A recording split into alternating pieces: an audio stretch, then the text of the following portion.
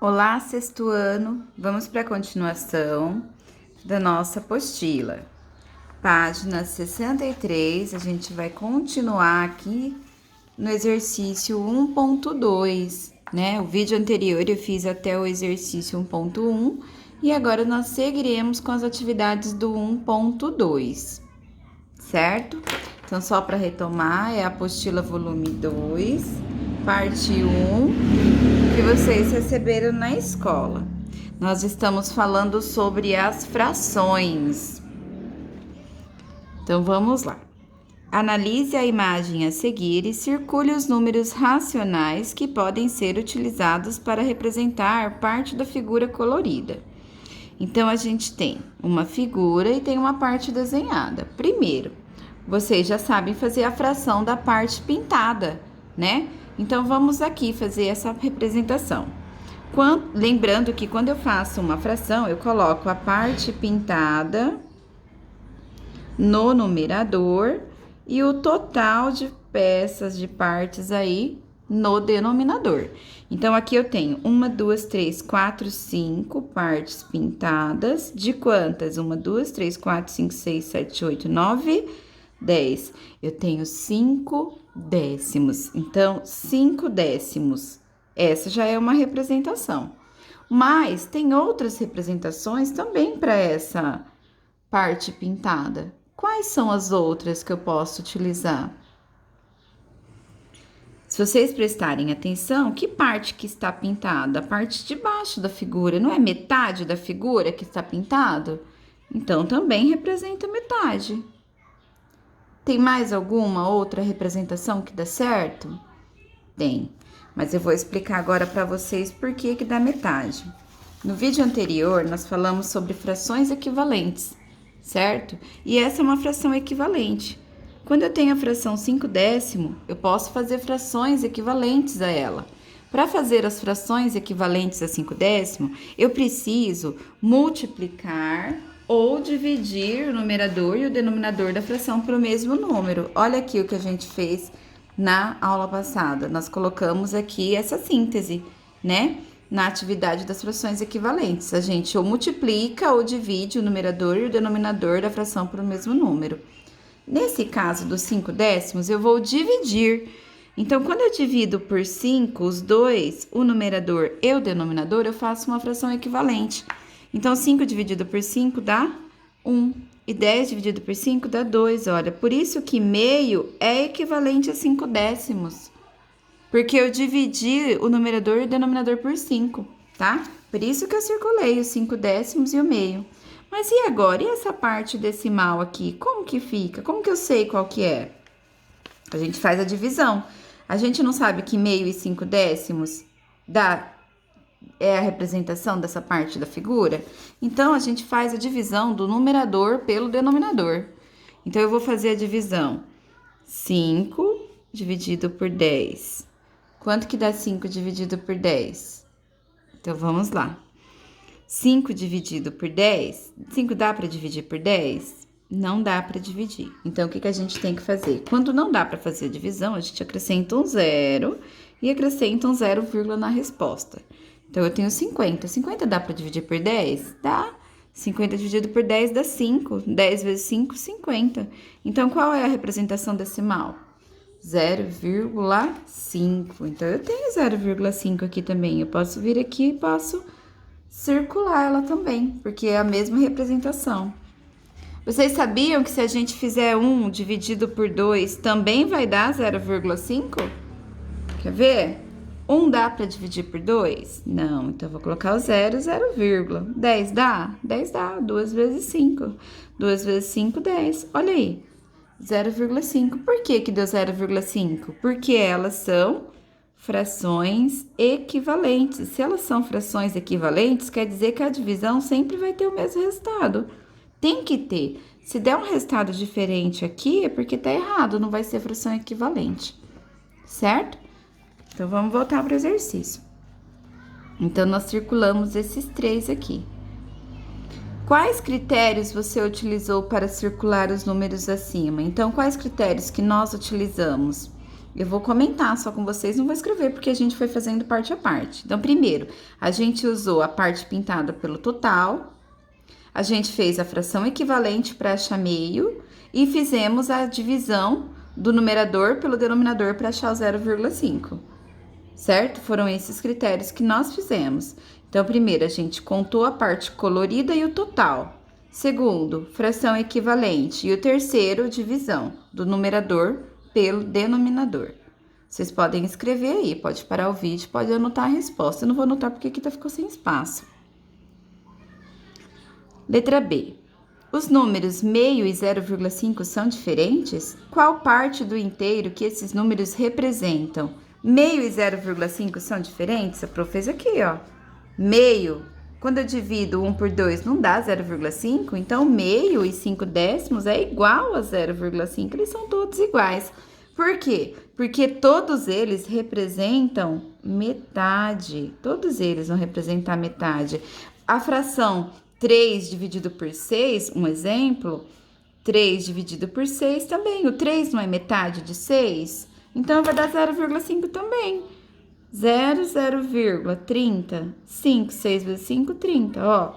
Reparem, o de cima é metade do de baixo, ó. 1 é metade de 2, 5 é metade de 10, 3 é metade de 6.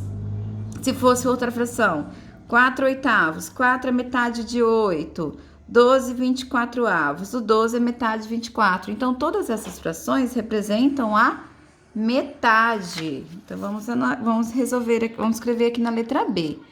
São diferentes? Não, vírgula. Os números são iguais.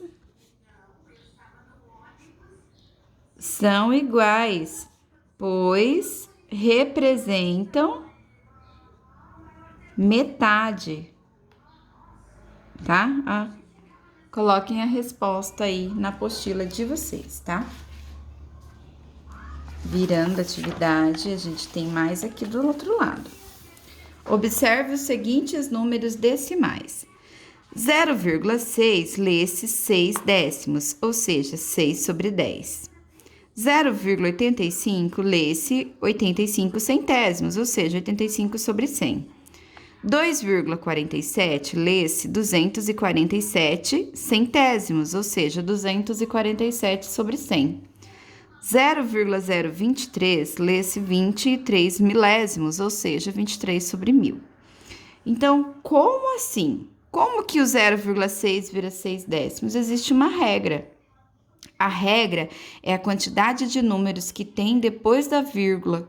A quantidade de números que tem depois da vírgula vai ser a quantidade de zeros que vai ter no denominador. Reparem aqui, quantas casas eu tenho depois da vírgula? Uma, então é 10, porque o 10 tem um zero. 0,85, quantas casas? Duas, então é 100, porque 100 tem dois zeros. Quantas casas tem depois da vírgula? Duas, é 100. Quantas casas aqui? 3, então é 1000. Porque 1000 tem 3 casas, tá? Eu vou anotar a regrinha aqui na folha para vocês copiarem no caderno e já volto. Pronto, eu fiz uma anotação, quero que vocês copiem essa anotação no caderno, tá? Para não esquecer.